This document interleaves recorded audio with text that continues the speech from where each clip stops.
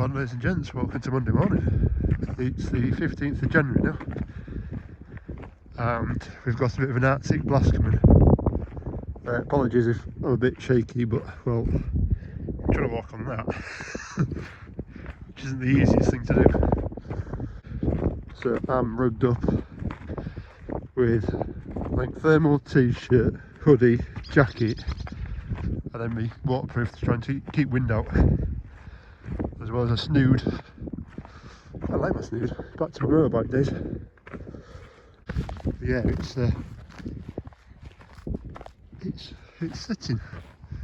setting everything quite nicely. So yeah, I'll see what today brings. I'm hoping to get a few jobs done this week on the fields, muck wise anyway. And it moved around and piled up. So for anyone that doesn't know how flooded we have been, I'll try and put a clip in after this one of these fields.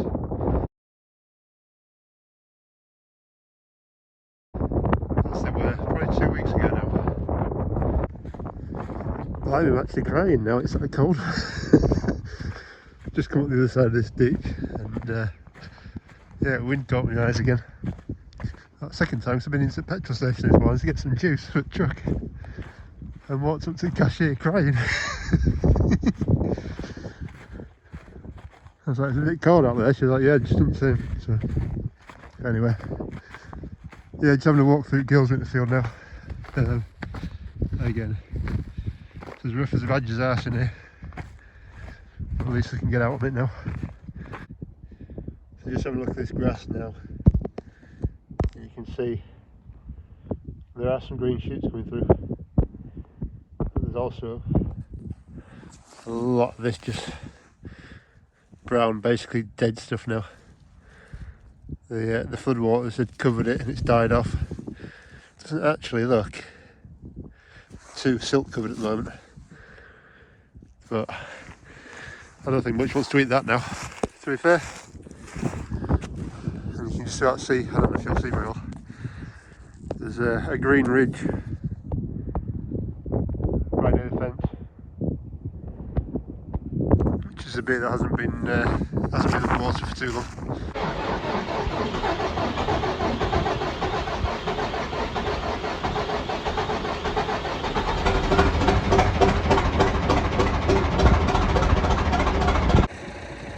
So a bit of a change from 698. I did start it and I did move a bit of muck around the back of the stables, but trying to put phone there for one little load wasn't worth it. So Brayton Sanderson, he said, so all I want to do is try and get these piles moved. I've just brought a bit over anyway, but so these are the piles of muck that the girls leave through the summer on the paddocks. Why do we do it? Well, it reduces the amount of worms that the horses can catch through the soil. Also keeps the fields a lot tidier as well. It's definitely noticeable that the horses will not eat around where they've crapped. So there's quite a big patch in the middle of here that gets left, and you can tell the difference between the people that don't pick and the people that do pick. Plus, when it comes to springtime, I can spread that muck a lot finer, a lot further round than when the horse just has a big dollop. So yeah, it could chain arrow it when the horses are in, but if anybody's ever worked with horses that are not owned by one person, you'll know how annoying it can be trying to work around the horses and work around the owners. So yeah, so the plan is to draw it across and stick it into that pile over there. Reason being, that's the hay field for the big boys' winter field. So when I do come to load up, I can park the load all here, one gate, two gates and out, which should be quite nice. I mean, I might even change my mind afterwards, but there should only be like 2 or 3 loads of the big spreader. Because what I'm trying to do this year is, last few years we've been trying to use basically what's almost fresh muck. It's the stuff that the girls are producing now in winter time, which has got a lot more straw in it and bedding, like straw bedding, and also sawdust as well. They use a lot of, and the sawdust doesn't really rot down, and the straw isn't really rotted down by the time I spread it. So when it comes to hay time, I end up finding there's a lot of rubbish in the bottom of the hay, or in the yeah, about that much off the ground, which I usually miss anyway, but I'd be happier if I spread this in the summertime on the hay fields. As it is just pure muck, so within a few rains, birds pecking around for worms and stuff like that, it'll be disappeared. So yeah, I just noticed that as well. So this is a bit of hedging, they'll have to get the hedge cut down. Now, for the people that don't like having hedges cut, that's a little songbird nest. It's probably a blue tit or a sparrow or something. And it's right in there where it wants to be safe. It's been protected by all these bits of twig. Around here we do have a lot of sparrowhawks, kites, kestrels, everything, buzzards, a lot of stuff that wants to eat birdies. Trimming the hedges tight like that means that they've got somewhere safe to live in. No mind all this eco leaving it for 3 years to cut it. Little birdies don't want that. The big birds will just sit in stuff like that anyway, in big trees. Anyway, run over. Right, we'll get moving through this book.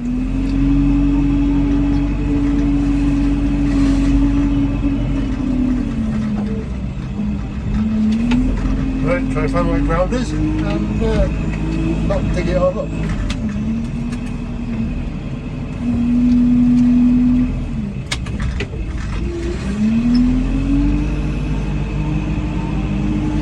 Right. I could do with a bit more in that, really. It's harder to try and do with a big bucket because, well, one, it's like 7 foot wide, so the ground changes. Two, when you got full load, it just bulldozes it. And three, if you start tipping it back out again, you don't get it into the bucket. Like that, I didn't really do very well though. Anyway, right, let's go tip this one, and I'll come back for a little bit more. So again, another heap in the corner of the field where it's just basically come out. I do usually end up cleaning this one away quite regularly, but this year it got so wet in there and got a few daft horses, so I didn't bother. And yeah, it's now taken up 2 or 3 times what it should have. So this one will be going right down there to that far corner where there's another pile, so it's out of the way because this is next to like the caravan area. I really don't want to see it, have it being seen here, so that's to do. And then the next field across, there's one pile down the far corner just to round up, and then far end down here we want some driving up, so carry on.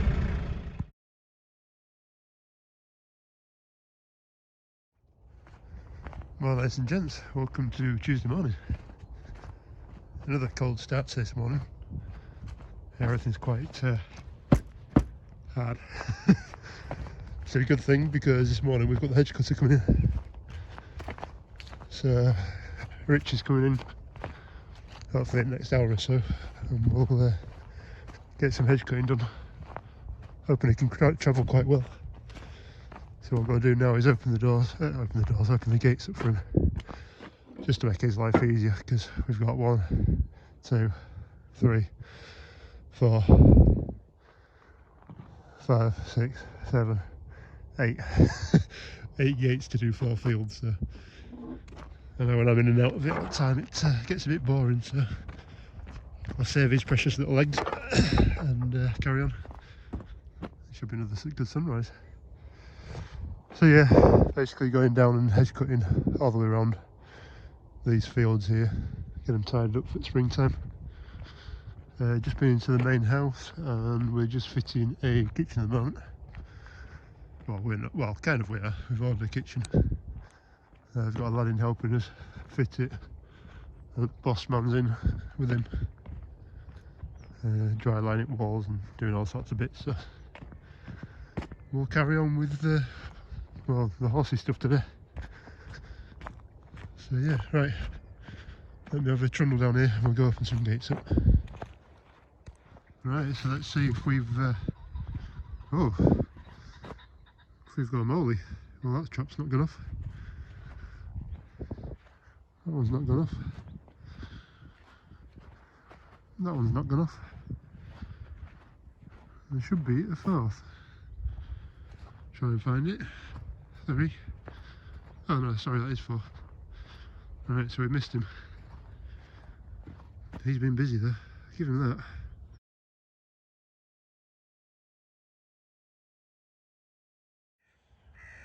While it's freezing weather, I do try and open up a few troughs for the wildlife. You can see how much was there yesterday. I've only just taken a little bit out this morning, but just gives the little buggers something to drink from, because everything around about was frozen apart from that pond, unless you're in the middle of the pond. So, my hand's freezing cold now. Right, Richard's in again with his edge cutter. Oh, so he's just trimming up these fields again for us. I'll try and get some footage, but we've got some other jobs to do, so.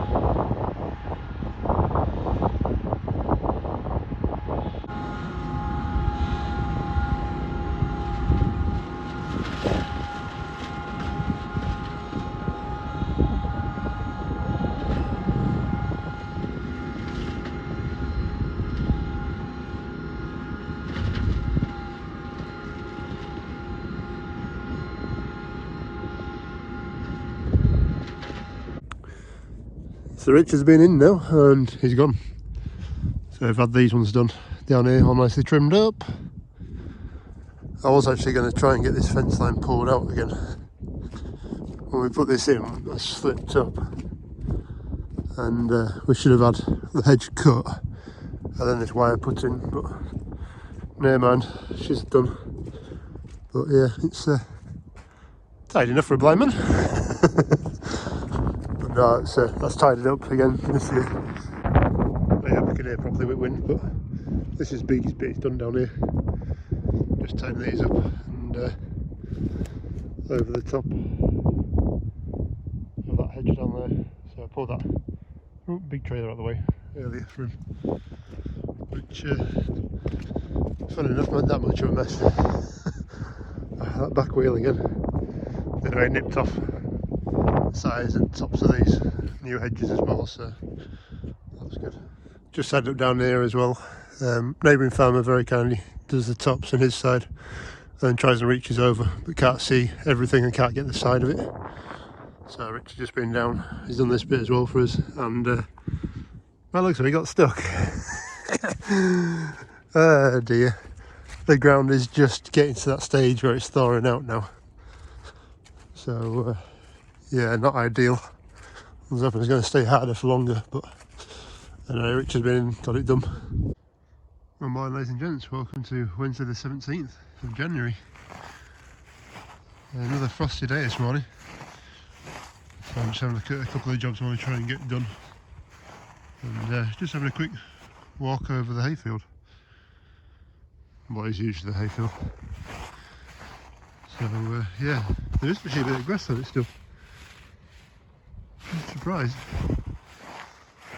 But yeah, you can still tell it's damp underneath. There's a bit of frost on top of this morning, but it seemed very frozen underneath, which is kind of good. Give it a good start to spring. I'm hoping to get this muck spread anyway this spring. But, just thinking it's funny that it's, I think it was -5 or 6 last night, or supposedly -5 or 6. Yeah, when I was in this field making hay, it was knocking 40 degrees.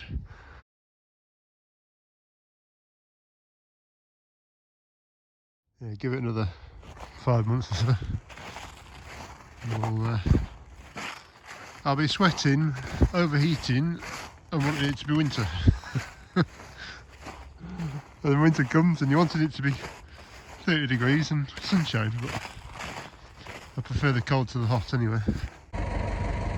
So first job this morning was back down to this field with 698 and trailer. These are the bales that were left over from baling this field. One small one, which I wasn't sure about condition. 4-footer, which I think was the headlands of this field. And then when my mate came to pick a load of bales up a couple of months ago, I had that one burst on me. And well, it was dark. It was overhill making a mess, so I left it be. So I've taken now to come in and pick it up. Not making too much mess. To be fair, the most mess is where the tractor is. It's just wet, but I've not sunk in, which is the main thing.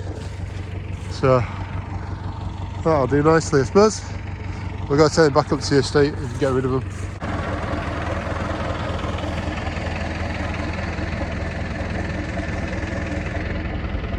Oh God, that's not alive. That's huge. That is pretty damn big.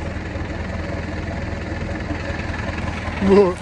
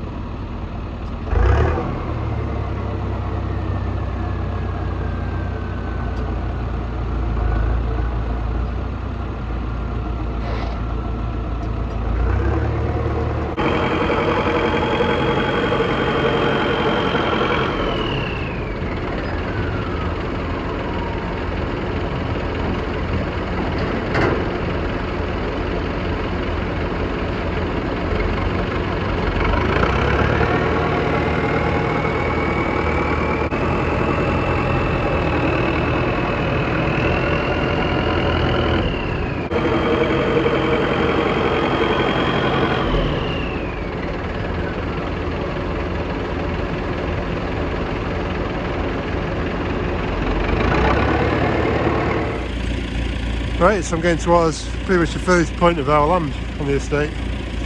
So hayfields over there, woods are here, and I'm in the Sanderson down this little bridge. So I put this bridge in about 5 years ago or something, and pretty much just a blue pipe through, fill it with soil, job done. I did have a slight niggle at the time that might not be big enough, and fun enough it wasn't. So yeah, it's kind of 3 foot that side compared to that side, which is not good, and then water comes over the top and through and round. Stuff's buried its way in there, which is not good either, so, and all the banking's disappeared. So that was out to about here. It's just eroded it, so it's failing completely. So just been in with pallet tines into the ground and just trying to fluff it up. And then we're going to try to put a bucket on and try and see if we can scoop it out.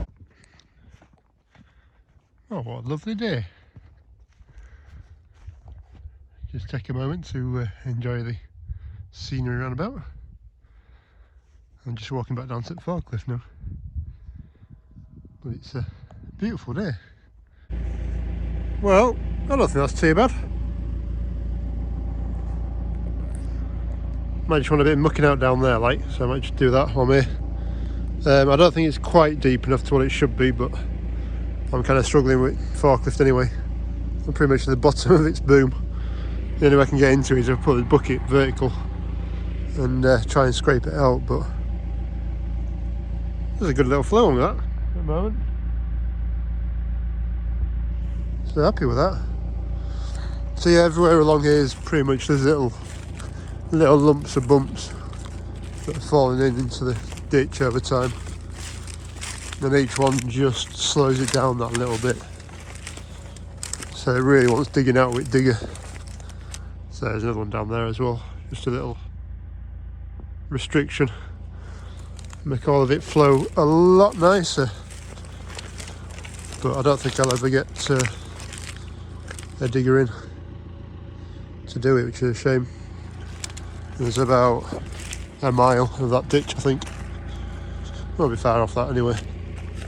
So yeah, I'm quite impressed with that since that was a forklift. Never done that before. So if I could probably do with a bit more sloping off, but sure, a river will sort it out. I'll just come and try and knock these bits out of the way first. She's been back up again, and that's gone off. Oh, missed him. Missed him. I was right sure we had him then. So yeah, that's that post done now. I don't really want to show you because there's not much to show, but I'm drilling all through there for pin to go in. The little hasp bit there. Spray that in and it's done. So I really should have brought me spade, but it's about rock hard. So, yeah, that can stay for a minute. I do have that post to do. To be fair, I think there's about 3 or 4 posts down here I want replacing yet again. So never mind. Another job to do for tomorrow. Well, morning, ladies and gents. Welcome to Thursday morning. We've got some snow, which is unusual. Around here we don't tend to get snow. We're a bit low lying and a bit flat. But it's coming down. So this morning's job is this yew tree. She's pretty much keeled over, so it's coming down. Probably take it where it saw us. I'm not going to show you any of this because, well, the way I'm doing it is not the right way for a long way. So you just have to see the aftermath. And I'm pretty much doing it on my own as well at the moment, which is another no-no.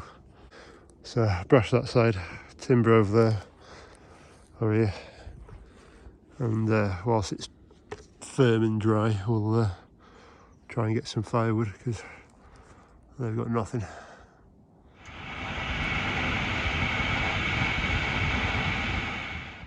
So we're getting somewhere now. So it's nothing pretty at all, but I'm going to leave it that height for the time being, give it a chance, see if it comes back.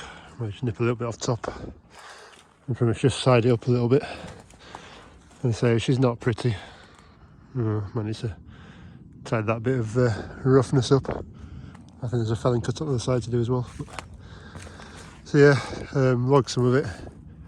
We've got the saw bench on it, the Colin saw bench that's there. I was going to get the hydraulic splitter out, but forgot it's in my barn behind all the other stuff. So that lot I'll grab with tractor and grab and take it out. Gonna just re-pull out that willow because it's a pain in the bum, and probably that apple tree is going to come out because root plate's gone.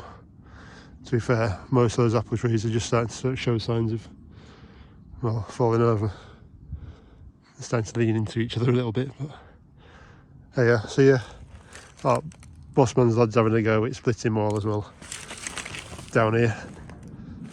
So if you don't know that difference between a splitting maul and an axe, it's on the head. You can see that's a fairly wide, thin but widens out down there. Whereas a felling axe would be almost half the size of it by the time it's up at the shaft end. So, but yeah, he ain't doing too bad, but he keeps missing. Keeps missing wood at bottom. So and well, yeah, he's learning. I've just had to show him up a little bit because I just did it one-handed. You know, when the old boys start trying to show youngsters how to do it properly. Well, you've got to carry on tradition, haven't you? Right, tidy these bits up, logs downhill, and we're getting somewhere. Good morning, ladies and gents, welcome to Friday morning, and it's another freezing cold day, but it is the last we're going to get, so I've got to try and make the most of it if I can whilst doing other bits. So it's going to be busy. But the first thing is, see if this old girl will start, because it's been cold.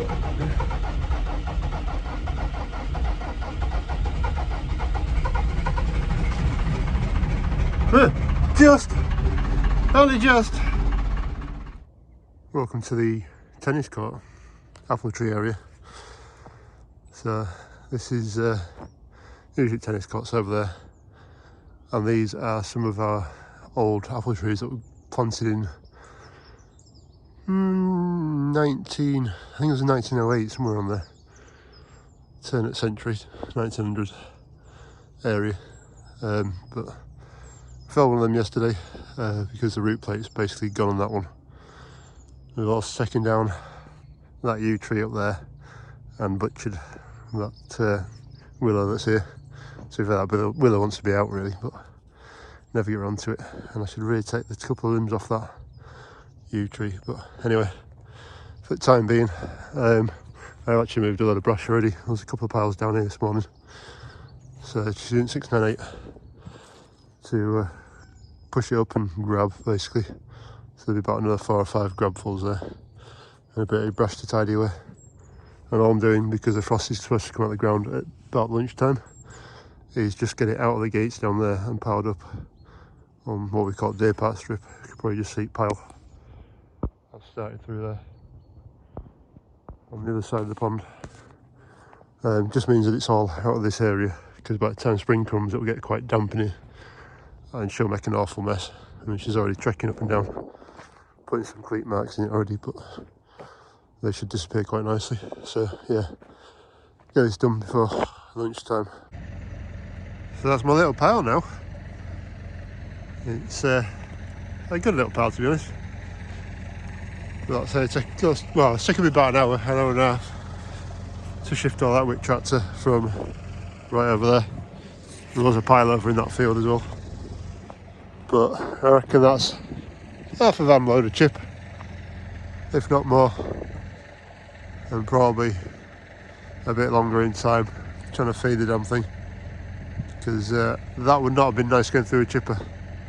Well, unless you got a mate's chipper, which is a TP turntable with a 9-inch mouth on it, 9-inch in feed, and then it goes through nice big branches. You boys are playing with 6-inch chippers, you don't know what you're missing.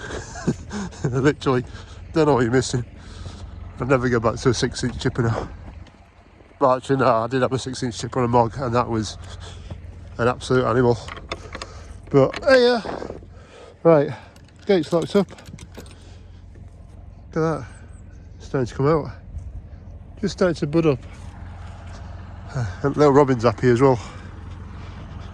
He's gathering all worms and everything that keep scaring off. Another one over there. So being Friday, it's delivery day. So all deliveries write down on a piece of paper what they want for hay, straw, shavings, and we gather it out and put it outside the stables room. Could let them do it themselves, but it would just turn into a mess. There's quite a big hole appearing now, so all this is gone. All that was here is gone. That's going. And I reckon we'll be onto a face across there by the time winter's done. So we'll still have some spares, I think. I've probably 500, 600 spares, which is quite good. Which means we don't have to bring them back in next summer, hopefully. Well, this is definitely a bit of an odyssey. Never driven in this field when it's been that wet in a tractor. And